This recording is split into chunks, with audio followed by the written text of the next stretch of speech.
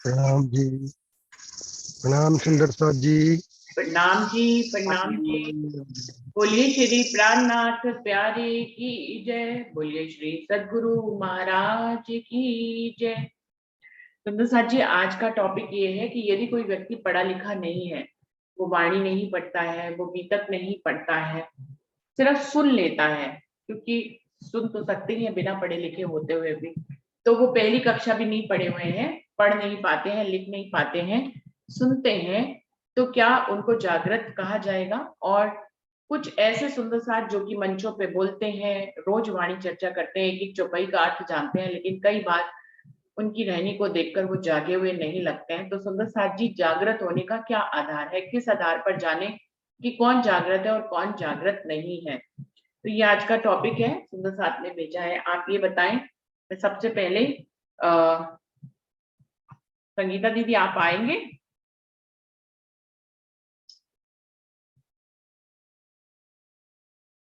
जी प्रणाम जी। प्रणाम जी। राजी महाराज परम धाम में हमको चरणों में बैठ के खेल दिखा रहे हैं, तो राजी महाराज जिस पे मेहर कर दे वो जागृत हो सकता है, चाहे पढ़ा लिखा हो चाहे न हो। तो राजी महाराज की वाणी सुन के भी राजी महाराज जागृत हो सकते हैं, राजी महाराज उनको कर सकते जागृत। भी पढ़ा हुए आपका समय से कोई चौपाई है और राजी महाराज रोज सुनते सुनते तो जागृत हो जाएंगे। हमारे मानसौर में एक आंटी है, वो बिल्कुल पढ़ी लिखी नहीं है, पर राजी महाराज की वाणी पढ़ लेती है। वो ये भी राजी महाराज की मेहर है। ये प्रूफ है कि जरूर नहीं पढ़ा लिखा हो वही मतलब राज्य को पढ़ सकता है।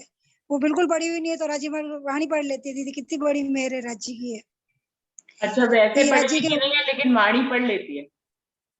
हाँ दीदी, हमारे एक आंटी एक आशा कश्यप बहन जी है, वो पढ़ लेती है, बुजुर्ग आंटी है। ये राजी महाराज की मेहर है दीदी है। और जागृत एक राजीव महाराज जी है, वे यहाँ पर तो साक्षात पन्ना जी में बैठे हैं और वाणी में जागृत है, तो वाणी की सुन के वो जागृत भी हो गई। वचन तो है जागृत जगावत तत्खिन, जो वचन नहीं है वो जागृत नहीं हो सकते। प्रणाम जी दीदी। प्रणाम जी, प्रणाम जी। तो सुंदर साथ जी, ये तो सीधा सा ही उत्तर है कि धनी मेहर करे तो कोई भी जाग सकता है, भले चाहे वो यहाँ दुनिया की पढ़ाई उसने पढ़ी हो या नहीं पढ़ी हो, लेकिन वो जागृत हो सकते हैं। और सुंदर साथ, अरुणा दीदी, आप कुछ कहना चाहेंगे इस बारे में? प्रणाम जी।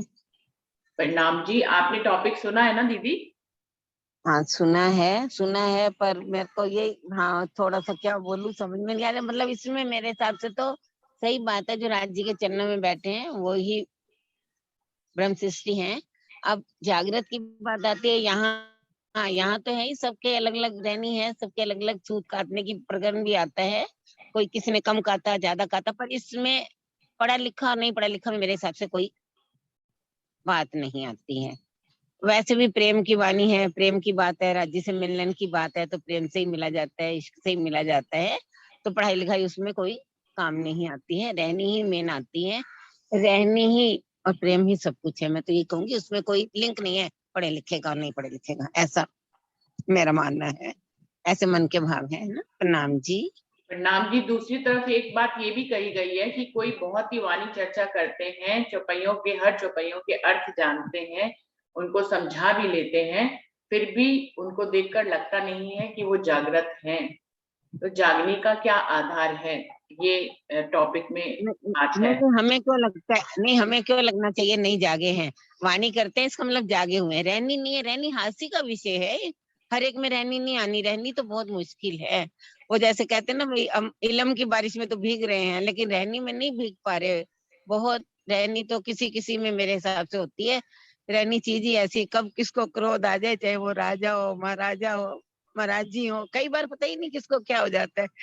तो इसलिए अब जैसे उसमें भी बात आती है, देखो मेरे वैसे भी वाणी में ऐसी कोई बात नहीं आई, अनपढ़ वाली बात नहीं। पैसों की बात तो फिर भी आई है।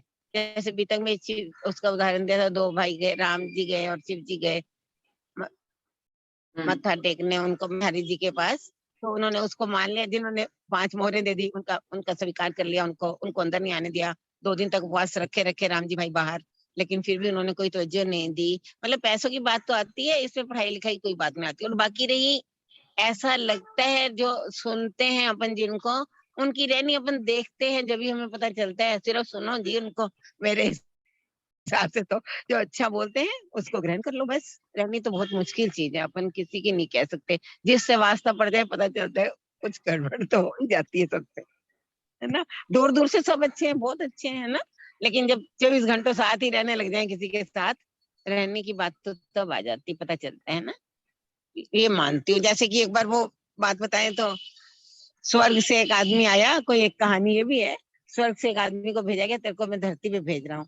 उन्होंने कहा ठीक है, मैं क्या करूंगा धरती पे जाके, मैं तो नहीं, तेरे को भेजना है, मैं भेज रहा हूँ। ब्रह्मा जी ने कहा ठीक है भेज दो भाई, पर वहां मैं करूंगा क्या? जब मुझे कोई हेल्प मांगे मेरे से तो मैं किससे लूं? मेरे को जरूरत पड़ जाए तो मैं हेल्प किससे लूंगा? तो एक ही बात याद रखना, इंसान से मांगना हेल्प। किससे भी तेरे को जरूरत पड़े तो किसी इंसान से हेल्प लेना। कहते क्यों, धरती पे इंसान नहीं है क्या? कहते धरती पे इंसान है, पर मैं कहते फिर मेरे को कैसे पता चलेगा? जब सब इंसान है तो पता कैसे चलेगा किस? तो उन्होंने एक चश्मा दिया था उसको कि ये चश्मा पहनना, तेरे को दिखेगा इंसान कौन है। तो वो चश्मा वो लगाए जब धरती पे आके, तो उन्होंने देखा कोई सुअर, कोई मतलब दुनिया भर के जानवर, सांप है, गीद है, ऊंट है, सब बन गए, लेकिन विरला ही करोड़ों में एक इंसान नजर आया। तो ये तो रहनी वाली बात तो वो आती है जिसमें रहनी है, इंसानों में ही रहनी है, तो फिर ब्रह्म सिस्टम में तो रहनी होगी। और नहीं भी है तो कोई ऐसी बात नहीं है। राजी ने हंसी का विषय भी तो रख रखा है, हंसी भी तो करनी, किस बात पे हंसी करेंगे? इस रहनी पे ही हंसी होनी है। प्रणाम जी। प्रणाम जी, प्रणाम जी। और कोई सुंदर सा, हरीश भाई जी आप आइए।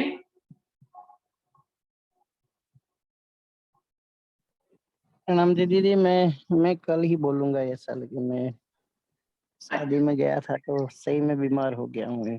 ओ चलिए, आप आराम खाना करिए। खाना ऐसा आ गया तो मतलब फूड पॉइजन जैसा जड़ा हो गया ऐसे। अरे अरे अरे, आप आराम करिए, आराम करिए। ठीक ठीक। हाँ जी, प्रणाम जी दीदी। प्रणाम जी, प्रणाम जी। मनीषा दीदी आपको बुलाना चाहूंगी। जागने का क्या आधार है? प्रणाम सभी सुंदर साथ जी। प्रणाम जी। ये जो आज का प्रश्न सुंदर साथ ने दिया, उससे तो मुझे यही लगता है कि हक के हाथ हुकुम है, तो हमारा क्या चले, जो जाने तुम करो प्रसन्न। दूसरी बात राजीव वाणी में कहते हैं, हुकुम मुर्दा बुलावत और ऐसी दे तकत, करत नजीक हक के मुर्दे कहवावे अर्श दिल। तो ये राजी का ही हुक्म है जिसके ऊपर उनकी छाव हो जाती, मेहर हो जाती है। तो वो कुछ भी, क्योंकि है ना, कहते हैं ना, अनुभव सबसे बड़ी बात होती है, पढ़े लिखे वाली बात नहीं होती है। अगर व्यक्ति को अनुभव होता है तो उसका वो अनुभव बोलता है।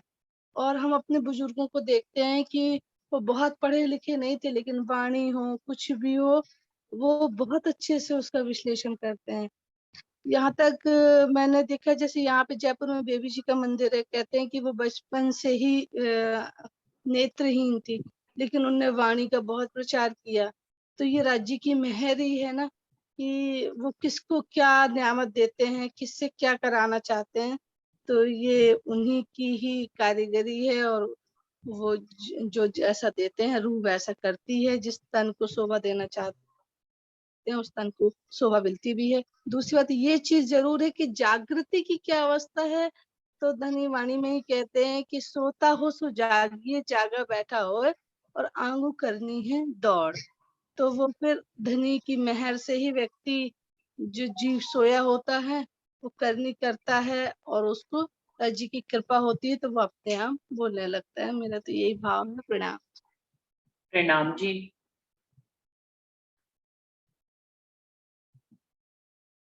पारस भाई आप आएंगे?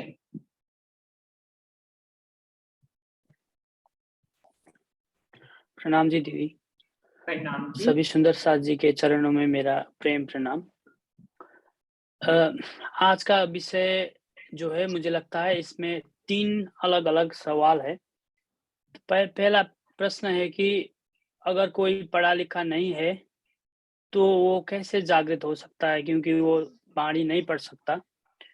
और दूसरा प्रश्न है कि कई मंच पे भी बोल लेते हैं, वाणी भी जुबानी याद रहती है, फिर भी उनकी आचरण देखकर ऐसा नहीं लगता कि वो जागे हुए हैं।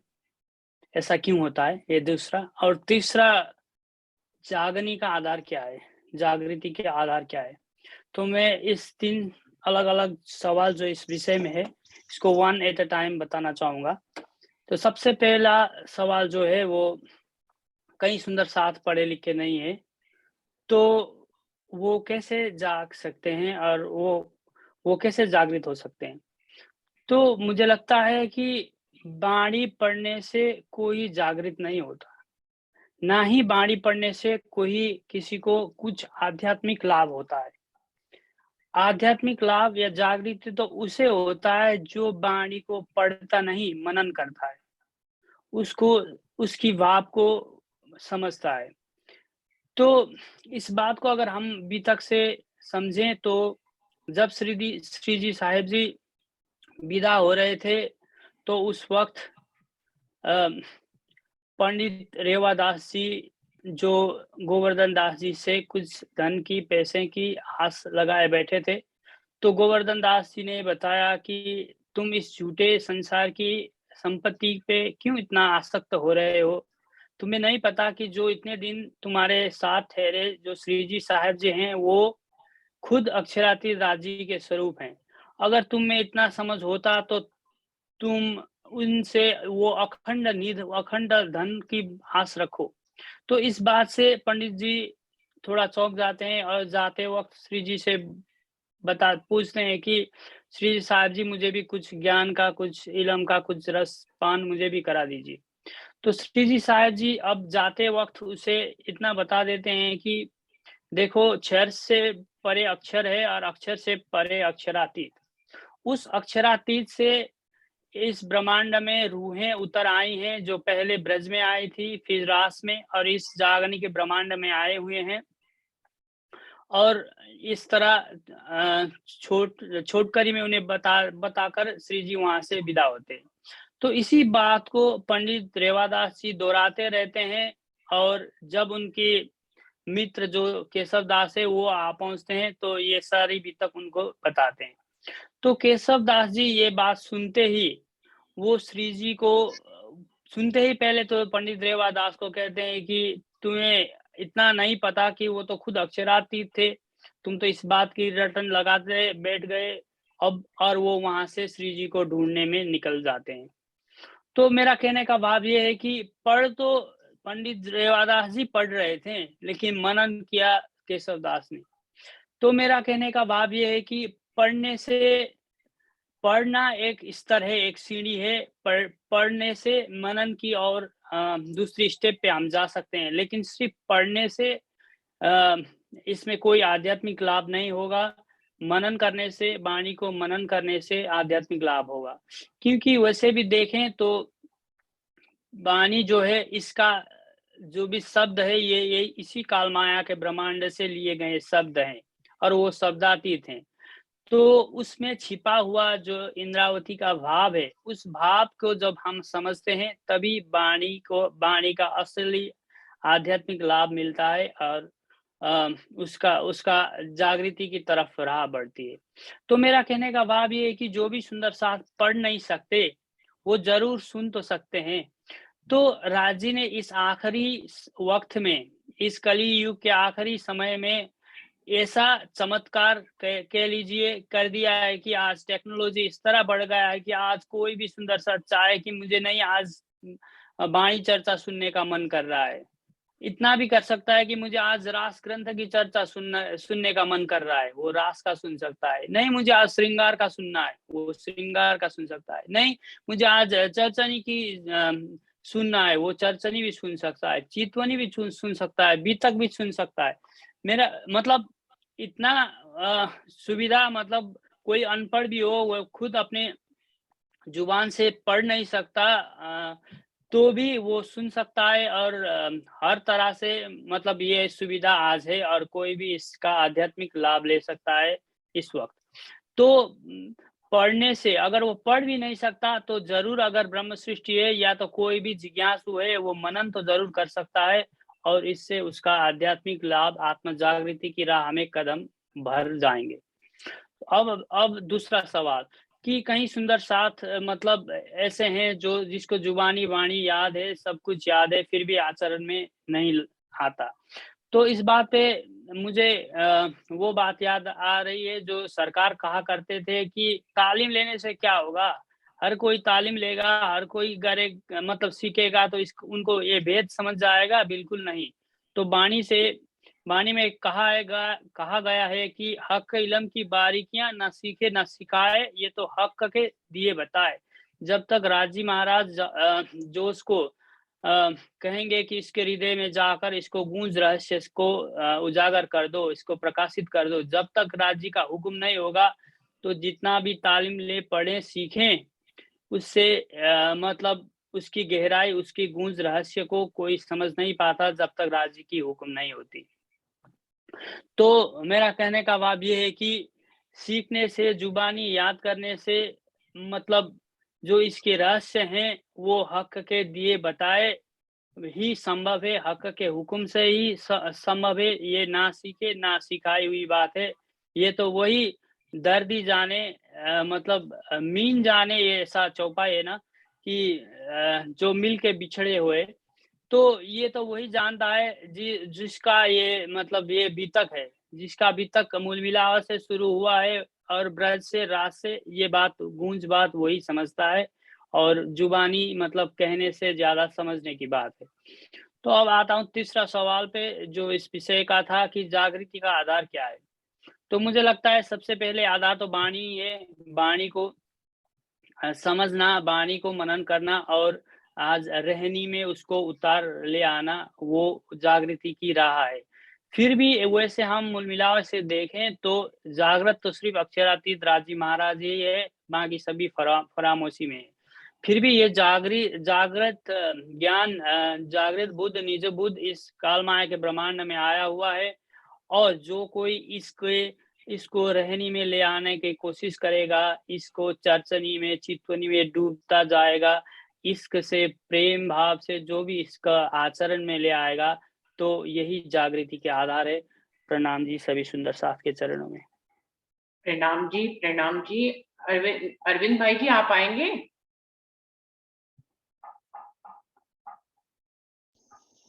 हेलो, प्रणाम सुंदर साहब जी। प्रणाम जी। जागृत होने का मतलब क्या है? हम सोचें कि दूसरा सुंदर साथ जागृत है या नहीं है, इसका प्रमाण, हमारा प्रमाण चलेगा क्या? हमें क्या मालूम वो जागृत है कि नहीं है?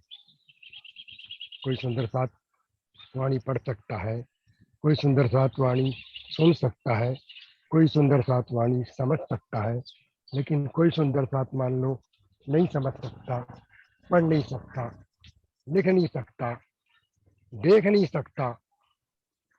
इन सब बातों को देखते हुए हमारे विचार में कोई जागृत है कि नहीं, ये दूसरा के बारे में विचार करने के बजाय हम ये विचार करें कि हम जागृत हुए हैं कि नहीं, हमें क्या क्या मिला है, क्या क्या नहीं मिला, हमें क्या प्राप्त करना है और क्या प्राप्त नहीं करना है। इन सब बातों का विचार हम करें। हम साधारण भाषा में बोल देते हैं कि ये वहां तक पहुंचा है, इसकी जागनी वहां तक हुई है, ये तो वैकुंठ लोक तक पहुंचा है, ये अक्षरधाम तक पहुंचा है, इनकी पहुंच परम धाम नहीं है। ये सारे फैसले हम ही कर लेते हैं खुद बैठे बैठे। एक यात्रा में मैं दिल्ली से आया तो किसी ने कहा मुझे कि नहीं, आप दिल्ली से नहीं, बम्बई से आए। तो मैंने उनको पूछा कि भाई, मैं आने वाला, मैं दिल्ली से मैं आया हूँ, और तुम मेरे बारे में कैसे कह रहे हो कि मैं बम्बई से आया हूँ? मुझे तो मेरा ही मालूम है ना। तो प्रत्येक को प्रत्येक की जागृत हुई है या नहीं हुई है, ये उसको मालूम होता है। हम ये फैसला लेने वाले कौन होते हैं कि वो जागृत है कि नहीं है? हम जागृत है कि नहीं, इस बात का फैसला और इस बात का विचार हमें करना चाहिए। अब सवाल आता है कि हम कैसे जागृत हुए। तो जब से हमने तारतम्य लिया है, तब से हमने पूरी वाणी पढ़ी नहीं। 2-4 अक्षर हमारे गुरु महाराज के मुंह से हमने 16 अक्षर जो सुन लिए, उससे ही हमारी जागनी की शुरुआत मेरे ख्याल से हो गई। और उसके बाद सुना, पढ़ा भी नहीं वो तारतम को, और उसके बाद उन्होंने कुछ हमको दिया। तो जब मैं पढ़ नहीं सकता तो मैंने सुनने का प्रयत्न किया। सत्संग प्रवचन जितने महाराज लोगों के होते थे, सीनियर लोगों के, वो हमको बताते गए, सुनते गए, और हम अपने ज्ञान को आगे बढ़ाते गए। और हमने ये पता लगा, हमको वाणी पढ़ते पढ़ते बाद में वाणी पढ़ना शुरू किया। अगर पढ़ नहीं पाए मान लो, तो सुन तो सकते वाणी को, सुन नहीं पाए तो कोई बताता इशारों से तो भी हम समझ सकते हैं, इशारों से भी समझ लिया, सब कुछ है। ये अपनी स्टेज हमको खुद की मालूम होना चाहिए कि हम कहाँ तक पहुंचे हैं। हम दूसरे के बारे में कोई गेसिंग ना करें। मेरा सुझाव भी यही है। हम बात बात में ये वहां तक पहुंचा है, वो वहां तक पहुंचा है, उसकी वहां तक पहुंच नहीं है, ये सब बोलना बंद करके हमारी पहुंच कहाँ तक है, इसका विचार हम करें तो हमारी जागनी एक्चुअल होगी। और हम परम धाम में बैठे हुए जब ये माया का ये खेल देख रहे हैं, और ध्यान में ही देख रहे हैं, राज्य के ध्यान में, हमारा ध्यान में, सबका ध्यान वही है। तो जागृत तो मेरे ख्याल से वही है जो परम धाम में बैठे बैठे इस संसार की माया को माया नमक करके परम धाम की एक रामत समझ करके खेल रहा है। और खेल में अपने आप को, अब खेल में जो जागृत करते हैं अपने आप को, तो ये प्रश्न भी पूछा गया है, तो खेल में से फिर परम धाम का ध्यान करना ये ज्यादा सही है। तो मुझे ऐसा लगता है कि परम धाम में बैठे हुए खेल देख रहे हैं, ये ज्यादा कहना जागृति का ज्यादा मेरे को समझ में आता है। यही जागृति है कि हम परम धाम में बैठे बैठे इस खेल को देख रहे हैं, और ये खेल माया नहीं है, इससे कोई लिप्त नहीं है, हमें इससे लिप्त नहीं होना है। ये हमारी लीला है, परम धाम की लीला का एक भाग है। जैसे अन्य रामते खेलते हैं, वैसे जागृत अवस्था में खेलते थे, तो ये ध्यानावस्था में खेल रहे हैं। लेकिन इतना ज्ञान तो हमको हो गया है जागृत होने के कारण कि हम ये खेल परम धाम में बैठे हुए देख रहे हैं। इसलिए मेरा तो इतना ही कहना है कि हम ऐसे रहें, अपने बारे में ज्यादा सोचें, दूसरा क्या कर रहा है इसके बारे में ना सोचते हुए अपने ध्यान को अपनी जागृत अवस्था को बढ़ाने में लगाए, और परब्रह्म परमात्मा को सब प्राणियों के अंदर, सब सृष्टि के जीवों के अंदर, सबके अंदर उन्हीं को देख के वो सबके रूप में करके हमारा आचरण वैसा होना चाहिए जैसा कि वाणी पढ़ के, सुन के, समझ के आज तक हमने किया है, उसी प्रकार हमारा जीवन होना चाहिए। और हम अपने आप को परम धाम में देखेंगे, और बाकी लोग जब हम देखेंगे अपने आप को परम धाम में, तो हमको जो दिखेंगे, जो सृष्टि दिखेगी, वो भी परम धाम के बाहर नहीं हो सकती। क्योंकि कोई स्थान परम धाम से बाहर कहना परम धाम को सीमित करना है, और परम धाम तो असीमित है, उसके बाहर कुछ भी नहीं है। तो फिर सब कोई परम धाम में ही है, और सब अपने आप को देख करके जागृत होने का प्रयत्न करें। मेरा यही प्रार्थना है सबसे। प्रणाम जी, सुंदर साथ जी।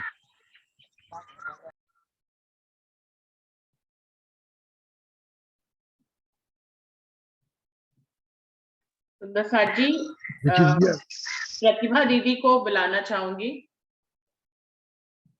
प्रतिभा दीदी आप आइए। प्रणाम जी, प्रणाम जी। प्रणाम जी। सबका सुन रही हूँ मैं। मेरे भाव भी यही है कि हम अपने आप को देखें तो और वाणी के हिसाब से चलें। उन्होंने बोला ना कि पढ़ना फिर मनन, उसके आगे भी एक स्थिति होती है निर्दिध्यासन। सुन करके मनन करके हम उसको अपने अंदर, जैसे एक बैल अपना खुगाली करता है ना, उसके अंदर चिंतन मनन कर करके फिर हम उस पे रहनी पे चले, तो हम स्वयं को जागृत अवस्था में शायद पहचानने की कोशिश करेंगे, और हमारी नजर शायद दूसरों से हटकर अपने आप पे आने लगेगी। और जो पढ़ा हुआ नहीं है वो जरूरी नहीं कि वो जागृत नहीं है। सुनकर के भी पुराने जमाने में कहाँ सुंदर साथ इतने बड़े, इतने पढ़े हुए होते थे, और वाणी एक जना पढ़ता था और दूसरा जना पास बैठ करके सुनता था, और उसी हिसाब से वो चलता भी था। हमारे बुजुर्ग तो शायद इसी स्टाइल से ही रहते थे, कम ही पढ़े लिखे हुए होते थे। और एक जना जो बेबी जी मंदिर की थी, उनकी तो शायद आंखें भी नहीं थी, और पूरा स्वरूप साहब उनको याद था। इस स्टाइल से ही मेरे बाबा। प्रणाम। प्रणाम जी, प्रणाम जी। रंजना दीदी आप आइए।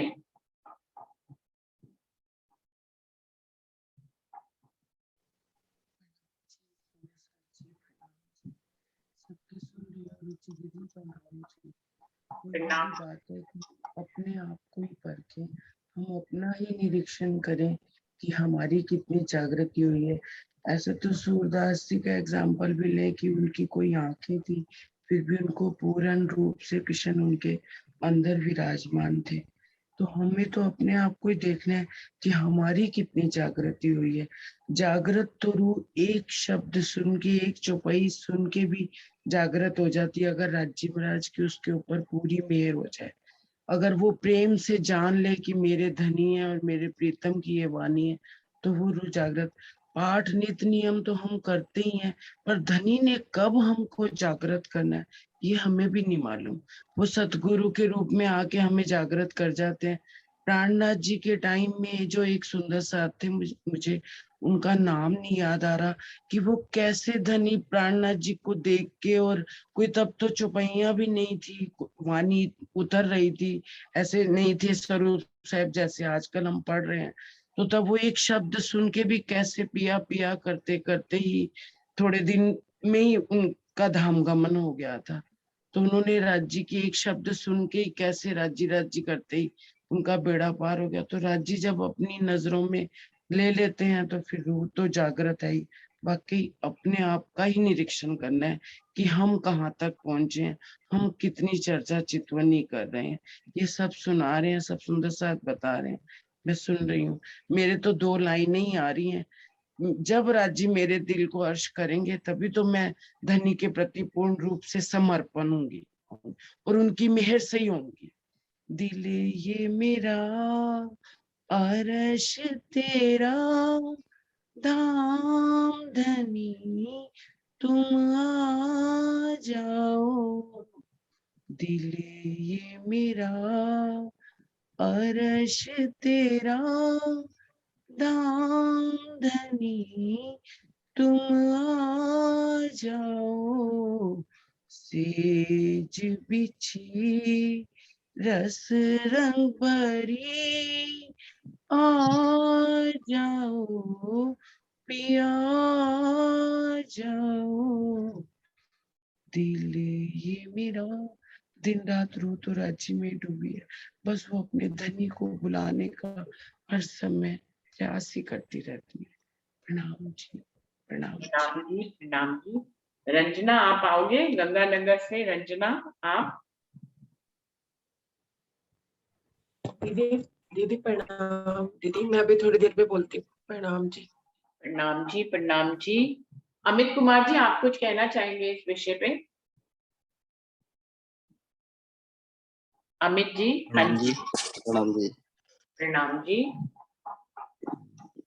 कल का जो विषय था ना, उस पे दिल में बात रह गई थी, टाइम हो गया था पूरा, उस पे मैं थोड़ा विचार किया था, मेरे मन में बात रह गई थी जरा।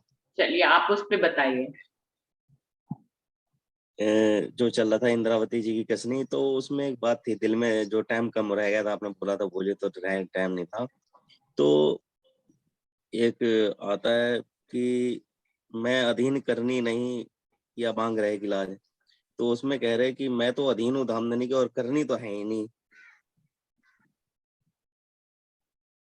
और करने की बात हो रही थी। और जो एक खिलवत ग्रंथ में शायद 4था प्रकरण है, मैं मारेगी लार, उसमें भी बोलते हैं कि ना कछु करी करनी, ना कुछ करी बंदगी, और करनी कर्म कुछ न रहा धनी बड़े कृपाल। तो वहां से थोड़ा विचार था मेरे दिल में इस बात का।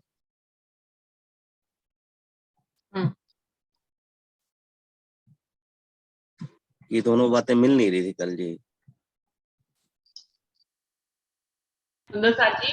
हाँ जी, अरविंद भाई जी आप जवाब देना चाहेंगे? आप बताइए। अरविंद भाई जी आपने माइक खोला था। हाँ जी आप बताएं। नहीं ऐसी माइक खुल गया, मेरा माइक ऐसी खुल गया। अच्छा, जवाब नहीं देना चाह रहा हूँ मैं इसका। हम्म। वो क्या पूछ रहे हैं? अमित भाई जी आप क्या पूछ रहे हैं, एक बार दोबारा बताइए। बताइए एक बार। जो इंद्रावती जी कसनी के ऊपर विषय चल रहा था ना कल का, इंद्रावती जी कसनी के ऊपर ही विषय था, मैं ये निदलई मैं कसनी कर, ये तो था जी प्रसंग, ये निदलई मैं कसनी कसनी कर, का, ये वाला प्रसंग था जी कल। कसनी के बारे में तो मैंने परसों पूरा बता दिया था मैंने, पूरा कंप्लीट। हाँ तो उसमें मैं, अब उस पे मेरे दिल में तो रहेगी दीवार, मगर उसके माफी मांगू, टाइम नहीं बचा था इसे मैं बोल नहीं पाता। तो उसमें एक हाँ हाँ हाँ। चौपाई आती है कि मैं अधीन करनी नहीं, करनी तो है ही नहीं, उसमें बोला उन्होंने मैं अधीन हूँ आपके धामधनी और करनी है ही नहीं मेरी। हम्म। और फिर ये भी कह रहे करनी तुम्हारी मेरी मैं तोली जैसे सत्ता सत्य, ये भी कह रहे हैं वो। तो बस यही था कि सुंदर सार ने जो सब कहा। और एक चीज और आती है, जब हफ्ते में राजी महाराज बैठ गए थे जुगल स्वरूप उनके धाम हृदय में इंद्रावती जी के, तो एक चौपाई आती है, इश्क ना आए हक बिना, हक ना इश्क बिना। ठीक है जी। तो जब तक इश्क नहीं आएगा तब तक हक नहीं आएंगे, जब तक हक नहीं आएगा तब तक इश्क नहीं आएंगे। तो एक चौपाई और आती है श्रृंगार ग्रंथ में कि इश्क, चौपाई है कि अभी देखिए याद थी मैं भूल गया उसमें, मोमिन बंदगी नहीं, तोलो आप, जोलो ना है इश्क, इश्क आए पीछे आशिक आपको जाने संशय, आप। संशय किस बात पर है आपको? मतलब यही है आप कि अपने इश्क संशय को मोमिन दूर बंदगी करें। तोलो, नहीं उसमें ये कह रहा हूँ ना, संशय, मैं बता रहा हूँ, संशय। मोमिन बंदगी तोलो जो लो ना आया इश्क, जब तक उनकी बंदगी तब तक है जब तक इश्क ना आए, और राजी आ गए तो फिर कसनी करनी रह ही नहीं जाती फिर तो। ये मतलब हाँ, ये ये बात सही है। विचार है।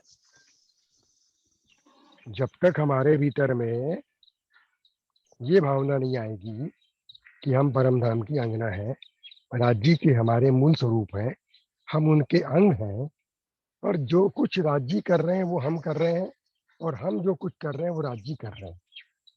इसलिए ये सारे विषय जो होते हैं अपने मन में आते हैं यहाँ पर, वो उनके आते हैं जो अपने आप को पहुंचने का प्रयत्न करते हैं, जागृत होने का प्रयत्न करते हैं। तो इसमें जागृति की बात भी आ गई कि जो जागृत हो गया है वो अपने आप को परम धाम में देखे, और परम धाम में देखने के बाद फिर वहाँ अद्वैत लीला होती है। इसलिए वहाँ पर परब्रह्म परमात्मा राज्य, उनकी अंग श्यामा जी, सुंदर साथ, पशु पक्षी बाग बगीचे सब कुछ वहाँ पर एक ही है, अद्वैत रूप में। लीला के लिए सब अलग अलग हुए हैं। यही बात अगर हम संसार में भी रखें, अपने आप को ध्यान में रखें कि परब्रह्म परमात्मा इस सब रूपों में लीला कर रहे हैं। कोई कोई कोई किस प्रकार के संबंध है, तो चार प्रकार के संबंध होते हैं। एक तो हमारा शरीर का होता है संसार में, एक मन का होता है, एक बुद्धि का होता है, और एक आत्मा का होता है। आत्मा हमको परम धाम का ज्ञान देती है, अपने को परमात्मा का अभिन्न अंग समझती है। बुद्धि हमारे गुरुजन से सांसारिक ज्ञान के साथ साथ परम धाम का आध्यात्मिक ज्ञान भी देती है। मन जो हमारा, वो मित्रों के मित्रता करता है, सब कुछ करता रहता है, मित्र जोड़ता है। एक में कोई जोड़ने की प्रक्रिया जो है वो हमारी मन के द्वारा होती है। और शरीर से हमारा संबंध हमारे परिवार से होता है। परिवार और रिश्ते नाते सबसे शारीरिक संबंध होते हैं, उनको भी मेंटेन करना है।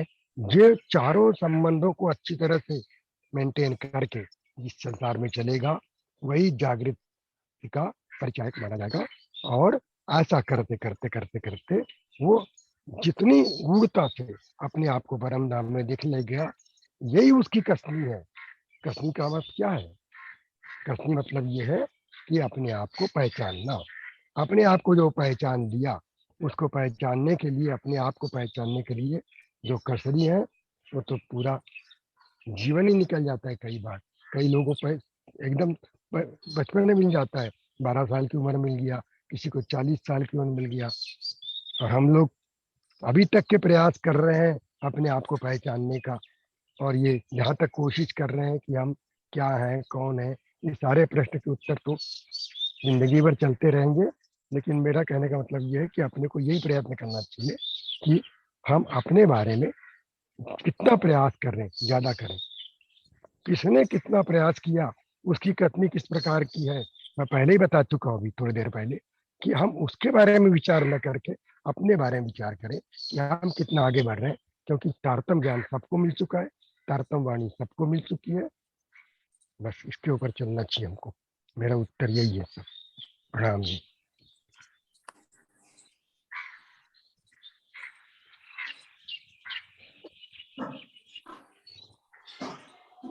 प्रणाम।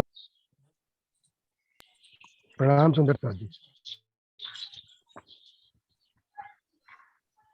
रुचि जी आपका माइक बंद हो गया ना? दीदी आपकी आवाज नहीं आ रही।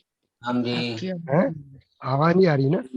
हाँ, रुचि दीदी का दीदी माइक की बंद, नई आवाज आ रही है। आवाज नहीं आ रही है। मेरी आवाज आई की ना? आवाज नहीं आ रही। हाँ जी, मैं माइक मेरी बंद आवाज कर आई? दिया था बीच में, फिर भूल गई थी, ट्रेन निकल रही अच्छा थी। अच्छा, मेरी आवाज आपकी तो आ रही थी अरविंद भाई। आप गोविंद भाई आपने तो, अरविंद भाई आपने समझाया। गोविंद भाई जी आप कुछ कहना चाह रहे हैं क्या? हाँ, आप मैं कहिए। अमित जी को एक इसके बारे में जो अमित जी ने प्रस्तुत किया है, इसका थोड़ा सा खुलासा मैं करूंगा।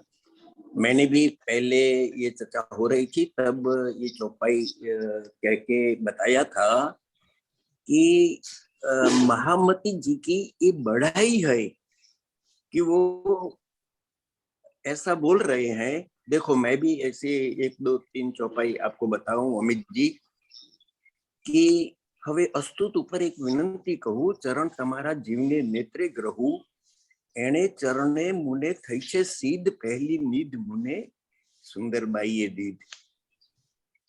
એ બંને સ્વરૂપમાં જોત જ એક, તે મેં જોયું કરી વિવેક. ઇન્દ્રાવતી કરે વિનંતી, તમે નિધ દીધી મુને તારતમ થકી. મારો આશરો કઈ ન હતો મારા ધણી, પણ મુને બંને સ્વરૂપે દયા કીધી ગણી. સેવા માહે ન હતી સરીખ, નવ જાણું મુને નિધ દીધી કેમ કરીશ. ये चौपाई भी कह के महामती जी की महानता बता रहे हैं।